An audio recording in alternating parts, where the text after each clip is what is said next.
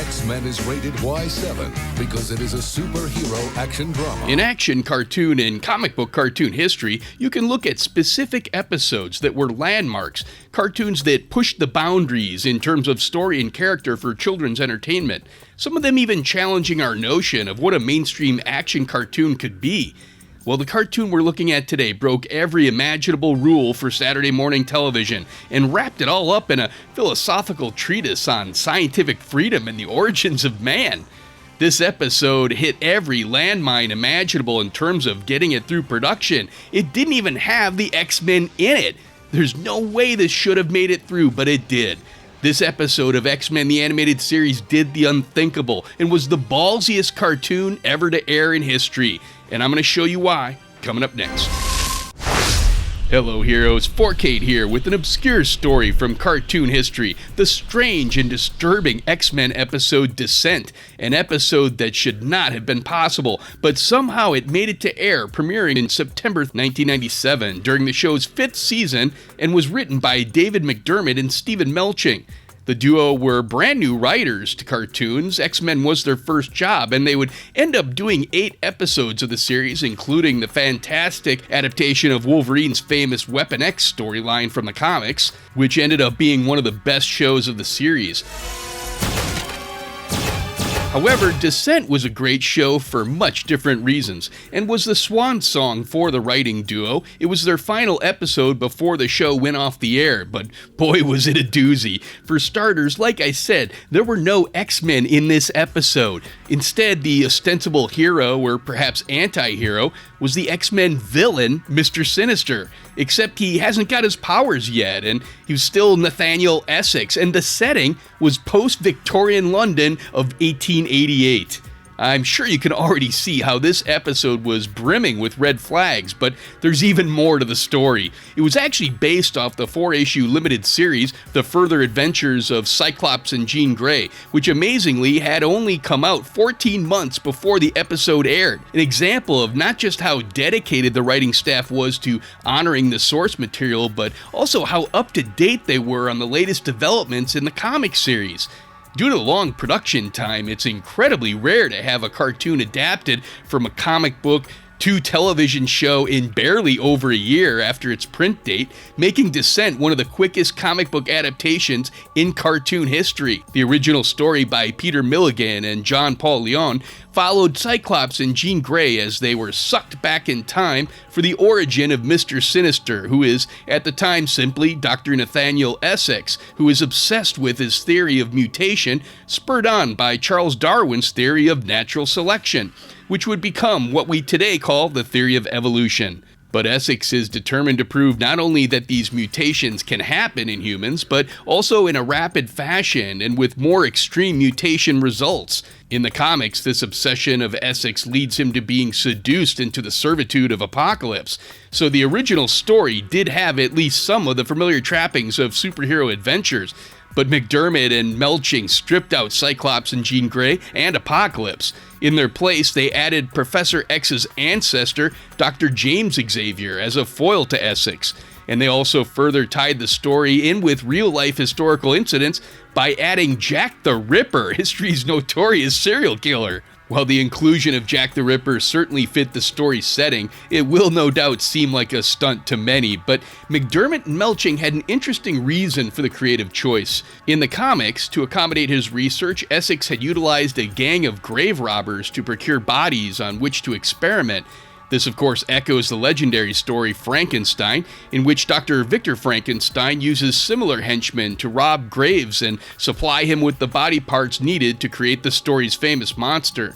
In the X-Men cartoon, Essex experiments on and mutates the person who became Jack the Ripper, and it was then, through the Ripper's murder spree, that Essex would obtain the samples, the body parts, for his research.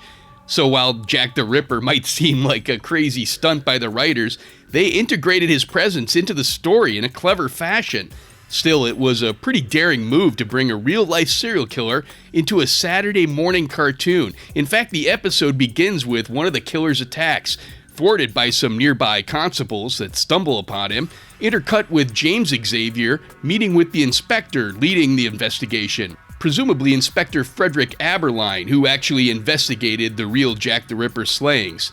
Here, Xavier claims he knows who's behind the Whitechapel murders, and the story transitions to a flashback 30 years prior to a lecture by Charles Darwin, attended by an eager Essex and a skeptical Xavier. And therefore I am convinced that natural selection has been the main but not exclusive means of species modification. I open the floor for questions. Mr. Darwin, while your theory may explain diversity in the lower animals, how can your natural selection account for the human soul? Were we not created in God's own image? I have not, as yet, applied my observations to mankind, though I may do so at some future point. This echoes real-life history. This flashback takes place in 1859 when Darwin published his groundbreaking book on Origin of Species. And in the book, Darwin did not discuss natural selection in terms of humans, likely to avoid the expected religious backlash. Of course, he still got criticism from religious circles, but not as much as you might expect, and his theory began to take hold in the scientific community fairly quickly. And in later years, Darwin continued his research, expanding to humans in further books, one of which was called The Descent of Man, from which we get the title of this episode. For Darwin's book, descent, of course, refers to humans' genetic descent from earlier primitive species. But for the cartoon, it has the double meaning of not only genetic descent, but also referring to Essex and his descent into madness and villainy. In the cartoon, Xavier's protest on religious grounds symbolized what Darwin went through, but in the cartoon, Xavier saved his sharpest critique for Essex. It is his work that worries me, sir. I tell you, his ideas verge on blasphemy. I understand. But he is my son-in-law, and one of the few things that bring a smile to my daughter's lips. Essex's wife, Rebecca, also appears in the cartoon, but in the comic it was much more grim. She had lost a baby which was born with some type of genetic defects, and was pregnant for the second time, which concerned Essex that this genetic defect could happen again. These reasons further fueled Essex's obsession. While Rebecca's condition worsened, even the most advanced techniques of medical science were to no avail. The cartoon omits the pregnancies, and considering all of the edgy material already in the episode, it's not surprising that the death of a child might have been considered a bridge too far. Instead, it's Rebecca herself who is dying from some mysterious illness, which gives Essex his additional motivation to create his experiments. Though I dared not admit it, Rebecca's illness confounded me. Rebecca, darling, I need another sample of your blood.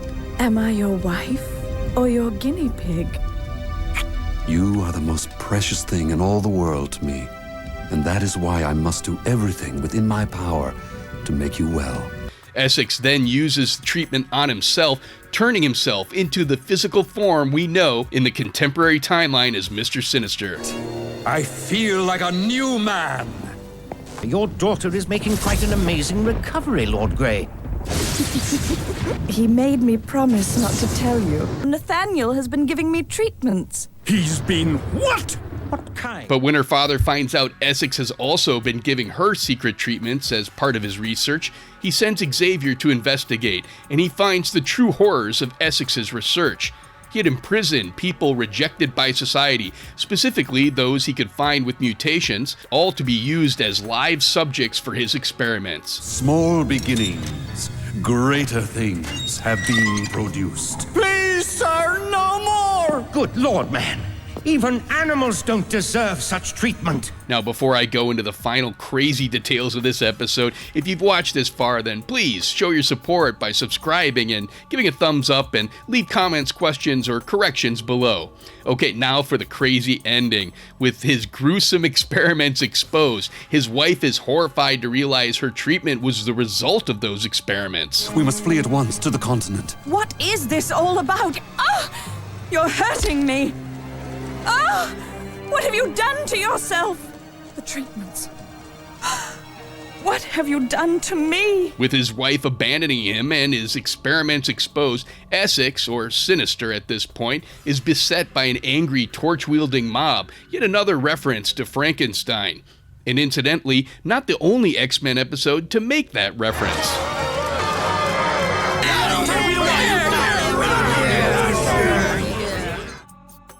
With Essex forced to flee, we flash forward in time, back to 1888, where Xavier is helping with the investigation of the Whitechapel murders. Jack the Ripper is delivering a package to Mr. Sinister, though you probably noticed he's only referred to as Jack in the episode, for obvious reasons. I got the samples you wanted, Dr. Essex. And let's take a moment to acknowledge that absolutely kick-ass Victorian-era design of Mr. Sinister. Great period-influence costume and a more scary facial design, as opposed to the younger look of Essex, which ironically was fairly close to the original design of the contemporary Sinister from the normal cartoons. And I really like the Victorian-era Sinister from the comic book, but I thought that the cartoon version was just banging. But back to the scene, it's not explicitly mentioned what is in the package that Jack is delivering to Sinister, and so younger viewers likely wouldn't pick up on it. I got the samples you wanted, Dr. Essex. Jack, you fool! I told you I wanted this one alive! Yes, it's clear that in that package are organs from the corpse that Jack had earlier killed in the episode. Oh, did I forget to mention the corpse? Yeah, that happened. Earlier in the episode, Dr. Xavier was with the inspector, and they surveyed one of Jack's crime scenes. But I don't see what that's got to do with the butchery here in the East End. That's only half the tale, Inspector, please. If you could just... Well, Doctor, do you still think this is the work of a slighted scientist? He has altered nature itself. And in the foreground, we see a pretty gross foot, clearly dead, with toenails grown out, indicating the body had been there for a while. And while the script isn't explicit, it's clearly obvious from what Sinister says that the package contains organs removed from one of the victims, presumably the body that the inspector and Xavier found in that scene. When I talked with McDermott and Melching at the 2017 San Diego Comic Fest, which featured the X-Men cartoon for its 25th anniversary, they both marveled at what they were able to get away with in that episode. Although we did get away with a lot of terrible stuff on screen. Remember, to set the stage, at this point in time, the mid-90s, it was a very delicate period for broadcast standards. There was a lot of, what was the name of the Peggy Charren's group? Like Action Picture News Television? Yeah. There was, people were very nervous about including any violent or... It was very touchy, particularly touchy. It's always a negotiation with broadcast standards and practices, and their job is to rein us in. And so, yeah, given that time, that temperature, it's even more shocking that we got away with some of that stuff. I know in Descent, there's a scene, because there's sort of a framing sequence with Jack the Ripper, and we come upon one of the Ripper's victims, and you see this foot in the corner of the frame. It's the gnarliest looking. It's a dead body. It's a dead body I've ever foot seen in the frame. And it looks creepy as hell. And, yeah, I'm like, it's a murdered corpse that's sticking in the frame. So let's add up all the red flags Descent racked up that would have normally torpedoed any other cartoon from airing. For starters, it didn't have any X-Men. Professor X does appear at the very end, but for only 10 seconds, and he doesn't have any lines of dialogue.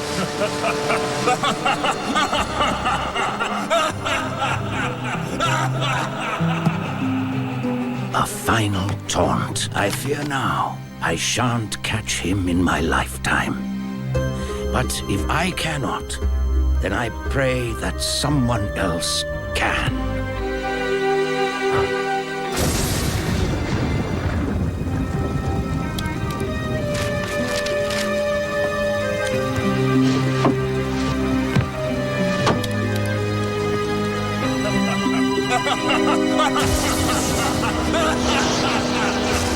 And it's kind of ironic, X-Men has become famous for its innumerable cameos, appearances of superheroes peppered throughout the run of the series, but this episode is the one in which the stars of the show themselves are relegated only to a brief cameo.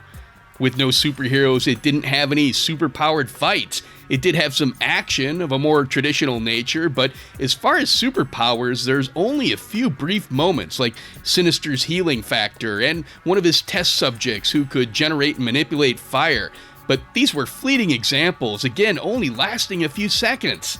The episode was also set in Victorian London and flashes back to even earlier Victorian London, including Charles Darwin and the theory of evolution, which again is still an occasionally controversial topic even today. It showed religious attempts to stifle science, even accusations of blasphemy. The story added Jack the Ripper, a serial killer, and even included the gruesome results of his work. That's one of my biggest, I can't believe we did this thing. We had like Charles Darwin, Jack the Ripper. Charles Darwin giving a bizarre speech about the origin of species, talking about natural selection, and having a debate about the Bible. That is an unusual episode, yeah. So you can see this episode pushed boundaries unlike any other Saturday morning cartoon in history. While it brought elements of gothic horror to Saturday mornings, it didn't do it in a crass or sensational manner. The dialogue and themes of the script have an incredibly literary quality to it, and it even exposed viewers to some actual real history of Charles Darwin, evolution, and that era's tendencies to stifle science. And we can look back and laugh at them for stifling science. I mean, we'd never have people come out with anti-science positions today, right?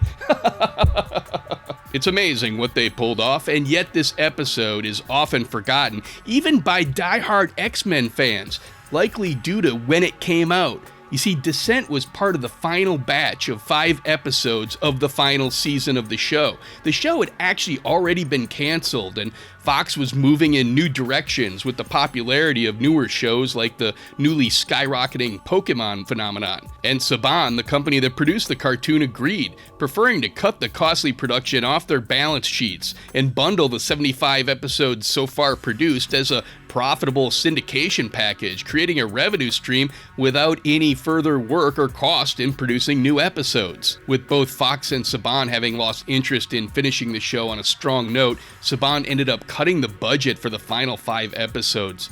Thusly, the production was switched to a cheaper animation studio, so the X-Men production team redesigned the characters to a more simpler and cartoony design that they hoped would be easier to animate by the new, cheaper animation studio. Fox and Saban's cancellation and budget cuts was seen by the fans as a slap in the face to this popular show that was instrumental in building the Fox Kids brand up from nothing. And because of this, the final 5 episodes often get short shrift, even from the fans in the cartoon community. But I hope this video shows there were some gems in those final 5 episodes, and specifically Descent should go down as one of the finest and most sophisticated dramatic network cartoons of all time. But let me know what you think in the comments below. Please subscribe for more obscure pop culture history. We'll see you here next time on Hero Journalism.